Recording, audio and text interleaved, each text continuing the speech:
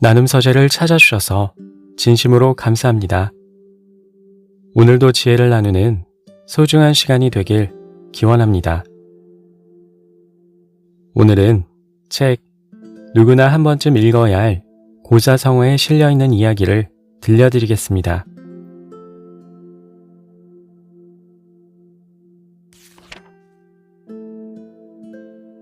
우공이산. 어리석을 우, 귀공, 옮길 이, 매산. 우공이 산을 옮긴다는 뜻으로 어떤 큰일이라도 끊임없이 노력하면 반드시 이루어진다. 먼 옛날 태행산과 왕옥산 사이의 좁은 땅에 우공이라는 90세 노인이 살고 있었다. 우공은 집 앞뒤를 가로막고 있는 두 산 때문에 큰 불편을 겪고 있었다. 어느 날 우공이 가족들을 모아놓고 말했다.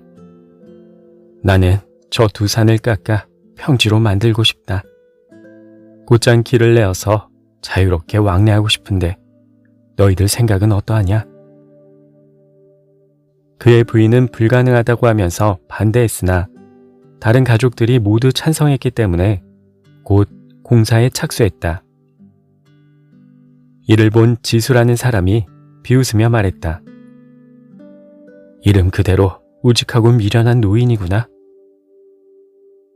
이 소식을 들은 우공은 호탕하게 웃으며 말했다. 이것은 절대 불가능한 일이 아니다. 내가 이 공사를 다 못 마치고 죽으면 내 아들이 계속할 것이오.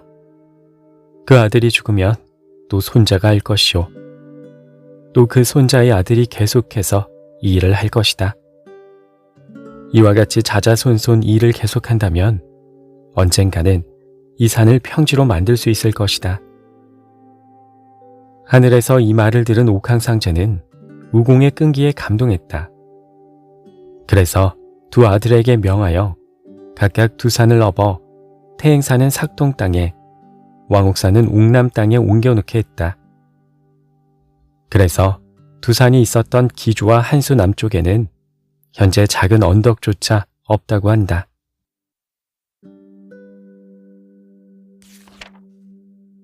읍참마속. 울읍, 벨참, 말마, 일어날 속. 울면서 마속을 벤다는 뜻으로 큰 목적을 위해서 자기가 아끼는 사람을 가차없이 버린다. 삼국시대 초엽의 일이다. 가정이라는 곳은 유비군의 후방 보급로로 이곳을 잃으면 중원 진출의 웅대한 계획이 물거품되는 중요한 요지였다. 하지만 그곳을 맡길 장수가 마땅치 않아 제갈량은 고민을 하고 있었다. 그때 마속이 나서며 말했다. 제가 그곳을 한번 맡아보겠습니다. 마속은 제갈량과 두터운 사이인 마량의 동생으로 평소에 제갈량이 아끼던 장수였다. 하지만 꾀가 많기로 소문난 사마이와 대결하기에는 아직 어리다고 판단한 제갈량은 망설이기 시작했다. 이 마속을 부디 보내주시옵소서. 저는 몇 년 동안 많은 전쟁을 겪어왔습니다. 어째 그 가정 하나를 지켜내지 못하겠습니까? 만약 이 마속이 패하면 저는 물론이거니와 일가 권속까지 차명을 당해도 결코 원망하지 않겠습니다. 결의에 찬 마속의 말을 들은 제갈량이 명령을 내렸다. 내 뜻이 그러하다니 어쩔 수 없구나. 허나 군대의 율법에는 두 말이 없다는 것을 명심하거라. 이렇게 하여 가정을 맡게 된 마속은 그만 한순간의 실수로 인해 용장 장압에게 참패하고 말았다. 이 소식을 들은 제갈량은 마속에게 중책을 맡겼던 것을 크게 후회했다. 군율을 어긴 그를 차명에 처하지 않을 수 없었기 때문이었다. 드디어 마속이 처형되는 날이 왔다. 때마침 성도에서 연락관으로 와 있던 장환이 이 소식을 듣고 달려와 제갈량에게 간했다. 마속 같은 유능한 군사를 잃는 것은 나라의 큰 손실입니다. 부디 다시 한번 생각해 주시기를 바랍니다. 제갈량은 안타깝다는 듯이 말했다. 마속은 정말 아까운 장수다. 하지만 사사로운 정에 이끌려 군유를 저버리는 것은 마속이 지은 죄보다 더 큰 죄가 되니 아끼는 사람일수록 가차없이 처단하여 이 나라의 기틀을 바로 잡아야 하네. 이리하여 마속은 차명에 처해졌다. 이 소식을 들은 제갈량은 소매자락으로 얼굴을 가리고 마룻바닥에 엎드려 울었다.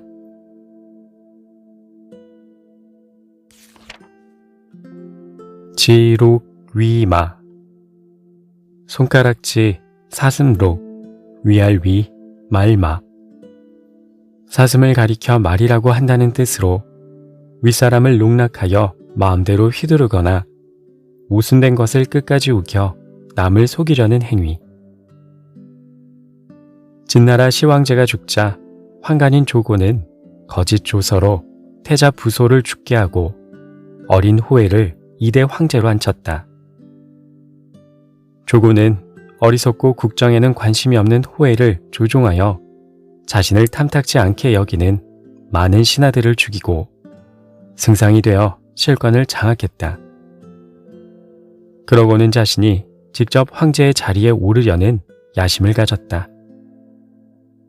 어느 날 그는 자기 편과 반대편을 가려내기로 하고 호해에게 사슴을 바치면서 말했다. 이 말을 폐하께 바칩니다. 아니 승상, 어째서 이것을 말이라고 합니까? 이것은 분명 사슴입니다. 사슴을 가지고 말이라고 하다니. 그러면 신하들에게 물어보시지요. 이게 사슴인지 말인지. 좋소이다. 경들은 이것이 무엇처럼 보이오? 어린 황제의 물음에 조고를 두려워한 대부분의 신하들은 말이라고 대답했다. 하지만 몇몇 신하들은 사슴이라고 직언했다. 조고는 말이 아니라고 대답한 신하들을 기억해 두었다가 죽여버렸다. 그 뒤로는 조고가 무서워 그가 하는 일에는 의견을 말하는 사람이 하나도 없었다. 전하는 곧 혼란에 휩싸이기 시작했다. 각처에서 진나라 타도의 반란이 일어났기 때문이다. 그중 항우와 유방의 군사가 도읍 함양을 향해 진격해오자 조고는 호해를 죽이고 부소의 아들 자영을 3대 황제로 삼았다. 그러나 이번에는 조고 자신이 자영에게 죽음을 당했다.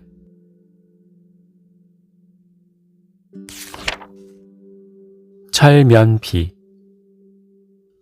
쇠철, 낫면, 가죽피 얼굴에 철판을 깐 듯 수치스러움을 모를 정도로 뻔뻔한 사람. 왕광원이란 사람이 있었다.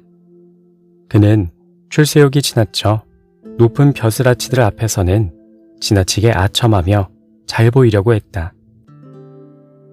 아첨할 때 그는 주변 사람들을 의식하지 않았고 벼슬이 높은 상대가 아무리 무식한 짓을 해도 그냥 웃어 넘기곤 했다. 그러다 한 번은 높은 벼슬에 있던 사람이 술에 취하여 매를 들고 이렇게 말했다. 자네를 때려주고 싶은데 맞아보겠는가? 대감이 때리신다면 기꺼이 맞겠습니다. 그러자 그는 사정없이 왕광원을 때렸다. 그런데도 왕광원은 전혀 화를 내지 않았다. 같이 있었던 친구가 왕광원을 질책하며 말했다. 자네는 쓸개도 없나? 많은 사람들 앞에서 그토록 매를 맞으며 모욕을 당하고도 어찌 그리 태어날 수 있는가? 그런 사람에게 잘 보이면 나쁠 게 있겠나? 기가 막힌 친구는 입을 다물어 버렸다. 당시 사람들은 이를 두고 광원에 낚아 죽은 두껍기가 10겹의 철갑과 같다고 했다.